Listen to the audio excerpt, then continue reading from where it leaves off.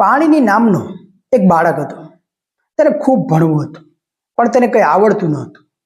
બધા બાળકો તેને ઢ કહીને ખૂબ જ ચીડવતા. એકવાર તેના ગુરુકુળમાં એક જ્યોતિષ મહારાજ આવ્યા. સૌએ પોતપોતાના હાથ બતાવ્યા. પાણીનીએ પણ ઉમંગ સાથે પોતાનો હાથ જ્યોતિષ મહારાજને બતાવ્યો. પરંતુ જ્યોતિષ મહારાજે કહ્યું, અરે મૂર્ખ, તારા ભાગ્યમાં તો વિદ્યાની રેખા જ નથી. પાણીનીએ પૂછ્યું, વિદ્યાની રેખા ક્યાં હોય? જ્યોતિષીએ વિદ્યાની રેખા બતાવી ત્યારે પાણીની દોડીને રસોડામાં ગયો. હાથમાં જ્યાં વિદ્યાની રેખા હોય ત્યાં ચપ્પુથી ચીરો પાડી તેની રેખા બનાવી.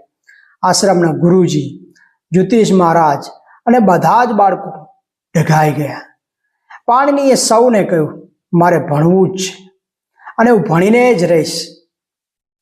પછી પાણીનીનો આત્મવિશ્વાસ રંગ લાવ્યો.